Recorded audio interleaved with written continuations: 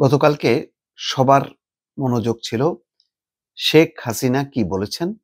Reuters তার একটি সাক্ষাৎকার নিয়েছে এবং কয়েকটি আন্তর্জাতিক গণমাধ্যম সেটি প্রচার করেছে।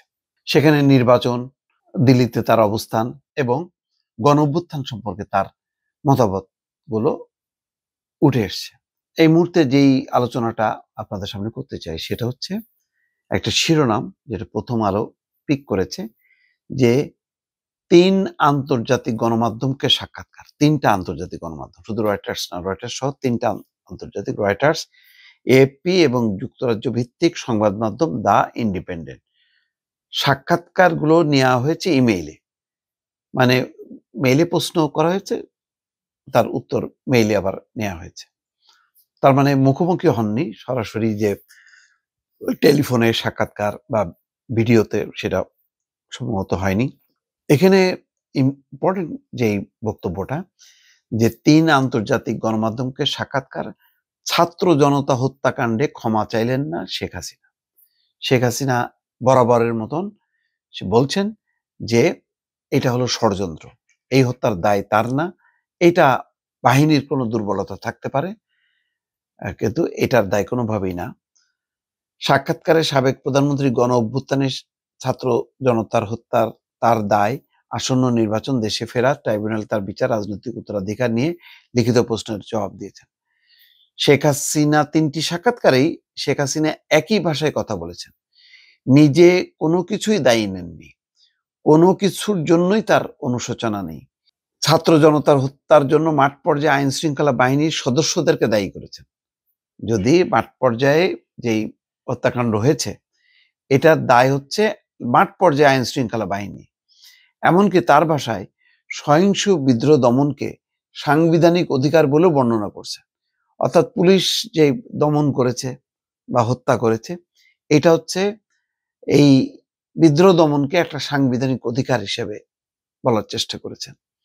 আবার পরপর 3টি একতরফা নির্বাচনের আয়োজন করলেও অন্তর্ভুক্তিমূলক নির্বাচন চেয়েছেন। দেখেন, তিনি আগামী নির্বাচনটা বলছে যে আগামী নির্বাচনটা যদি আওয়ামী লীগকে বাদ দেওয়া হয় তাহলে আওয়ামী লীগ বয়কট করবে, মানে, এবং বলছে যে এটা লাখ লাখ ভোটারকে বাদ দিয়ে কোনো নির্বাচন, এটা অন্তর্ভুক্তিমূলক হবে না, এটা গ্রহণযোগ্য হবে না। কিন্তু তিনি নিজে যে পরপর 3টা 14, 18 এবং 24 এই একতরফা নির্বাচন, এইরকম একটা একতরফা নির্বাচন আয়োজন করলেও তিনি আবার সামনের যে নির্বাচনটা হবে সেই নির্বাচনে আওয়ামী লীগের অংশগ্রহণ সহ অন্তর্ভুক্তিমূলক নির্বাচন চান। অথচ তিনি যখন ক্ষমতায় ছিলেন তখন কিন্তু এই অন্তর্ভুক্তমূলক নির্বাচন চাননি, বরং এই শব্দগুলি উচ্চারণ করার জন্য পশ্চিমাদের উপর তিনি নাখোশ ছিলেন। শুধুমাত্র সদয় ছিলেন ভারতের উপর, কারণ ভারত বলছে যে নির্বাচনের ব্যাপারে আমরা কোনো মন্তব্য করব না, নির্বাচনটা হচ্ছে সরকার, ওই দেশের সরকার এবং জনগণের ব্যাপার। কিন্তু সেই ভারত আবার সুর পাল্টে এখন বলছে অন্তর্ভুক্তিমূলক স্বচ্ছ নির্বাচন হইতে হবে। তো নিজে প্রধান বিরোধী দলকে নির্বাচনের বাইরে রেখে বিভেদ বাড়ালেও এখন আওয়ামী লীগকে নির্বাচনে অংশ নিতে না দিলে দেশে বিভেদ বাড়বে। তখন বিরোধী দল শুধু একটা না, বিএনপি জামাতের মতন দলকে নির্বাচনে বাইরে রাখছে, বাইরে রাখলেও তখন এটা বিভেদ না। আর এখন যদি আওয়ামী লীগকে মানে বাদ দেওয়া হয় তাহলে দেশে একটা বিভেদ দেখা দেবে। এই জন্য তিনি দারুণভাবে উদ্বিগ্ন।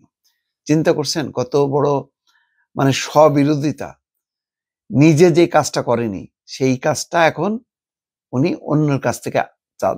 তিনি চান আওয়ামী লীগের অন্তর্ভুক্তিমূলক নির্বাচন, এটা চাচ্ছেন, এবং একই সঙ্গে তিনি এই হত্যার দায় দায়িত্ব নেবেন না, অনুশোচনা নেই, কোনো কিছুই তিনি ভুল করেননি। এই হচ্ছে বিষয়। দ্য ইন্ডিপেন্ডেন্ট তার সাক্ষাৎকার ভিত্তিক প্রতিবেদনে বলছে, 15 বছরের বেশি সময় কঠোরভাবে দেশ শাসন করা শেখ হাসিনা এখন ভারতে নির্বাসনে রয়েছেন।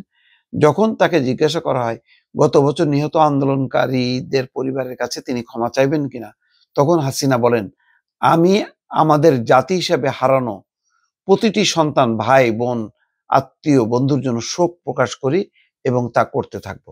সাক্ষাৎকারে মানে অর্থাৎ ক্ষমা চাওয়ার বিষয়টা সে অ্যাভয়েড করে শোক প্রকাশ করতে চাচ্ছে।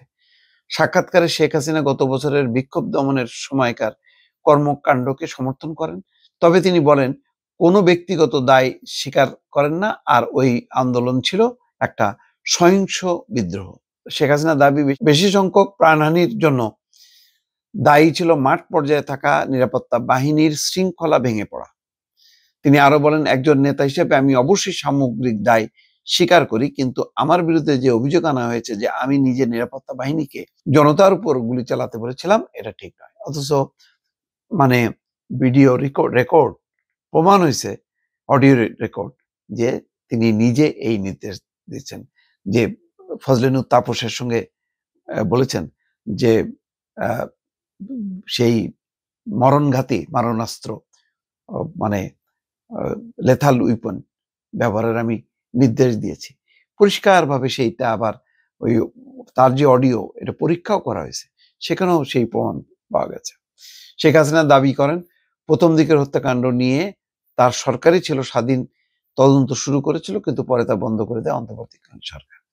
মানে কোনো কিছুই স্বীকার না করে আত্মপক্ষ সমর্থনে যা যা বলা দরকার শেখ হাসিনা সেটাই বলে গেছেন। দর্শক।